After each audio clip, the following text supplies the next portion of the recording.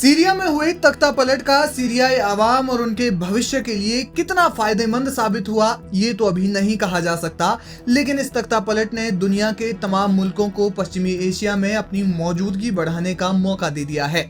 असद शासन के अंत के बाद अबू मोहम्मद अल जोलानी मुल्क के रहनुमा बने हुए हैं, लेकिन दूसरी ओर नेटो के दो देशों के बीच आपसी तनाव बढ़ता हुआ नजर आ रहा है। ये दोनों मुल्क हैं इसराइल और तुर्की। इसराइल और तुर्की, इन दोनों मुल्कों की सीरिया पर नजर है और दोनों अपनी अपनी मौजूदगी, अपनी अपनी उपस्थिति सीरिया में बढ़ाना चाहते हैं। कहा जा रहा है कि दोनों देश सीरिया पर कब्जा करने के मंसूबे से आगे बढ़ रहे हैं, जिससे मिडिल ईस्ट में एक और बड़े तनाव की आहट नजर आने लगी है। जानकारी के लिए आपको बता दें कि बीते साल के अंत में जब सीरिया में तख्तापलट हुआ और बशर अल असद देश छोड़कर भाग गए, तो इसके तुरंत बाद इसराइल ने गोलान हाइट्स पर पूरी तरह से कब्जा कर लिया और यहां तक कि बफर जोन से आगे बढ़कर गोलान हाइट्स की सबसे ऊंची चोटी माउंट हरमन पर इसराइली झंडा फहरा दिया। ये रणनीतिक और सामरिक लिहाज से इसराइल के लिए बड़ी जीत है, क्योंकि माउंट हरमन से लेबनान और सीरिया पर आसानी से नजर रखी जा सकती है।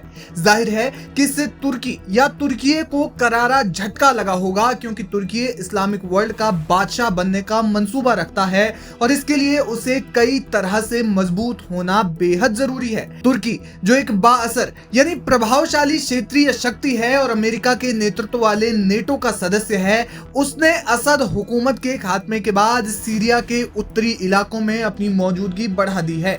इसके अलावा अपने सहयोगी ईरान और रूस की गैर मौजूदगी में अपनी स्थिति को मजबूत कर तुर्की सीरियाई विपक्षी गुटों के साथ अपने ताल्लुकात मजबूत कर रहा है। तुर्की ने हाल ही में सीरिया और इराक से कुर्दिस्तान वर्कर्स पार्टी यानी पीकेके द्वारा चलाए जा रहे दशकों पुराने विद्रोह को दबाने के लिए भी जंगबंदी समझौता किया है।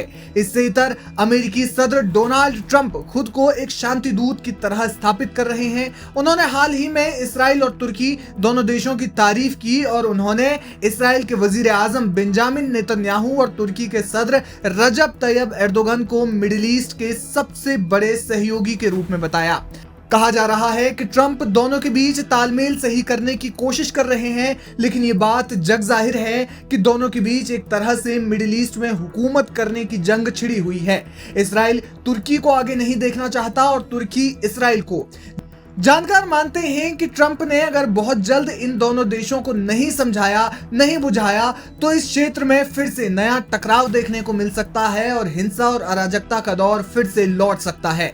अमेरिकी साप्ताहिक मैगजीन न्यूज़वीक ने बार इलोन यूनिवर्सिटी में एसोसिएट प्रोफेसर और begin Sadat centre for strategic studies में सीनियर रिसर्च फेलो इफरात अवीव के हवाले से लिखा है कि इसराइल और तुर्की के बीच किसी भी वक्त टकराव हो सकता है। हालांकि उन्होंने कहा कि टकराव छोटे पैमाने पर हो सकता है। रिपोर्ट में कहा गया है कि इसराइल और तुर्की दोनों ही सीरिया को अपने अपने हितों से जुड़ा हुआ मान रहे हैं, क्योंकि दोनों ही मुल्कों की भौगोलिक स्थिति उन्हें सीरिया के नजदीक लाती है। सीरिया ने गृह युद्ध का एक लंबा दौर देखा है और ये ईरान समर्थित मिलिशिया का भी केंद्र रहा है। इफरात अवीव ने यह भी कहा कि सीरिया में तुर्की के अरबों डॉलर के निवेश से इसराइल की भौहें तनी हुई है। इसके अलावा भारी निवेश की वजह से सीरिया में तुर्की की सैन्य मौजूदगी भी बढ़ी है, जो इसराइल के लिए टेंशन की बात है। तुर्की नहीं चाहता कि इसराइल गोलान हाइट्स से आगे बढ़े। अगर ऐसा होता है तो दोनों के बीच टकराव हो सकता है।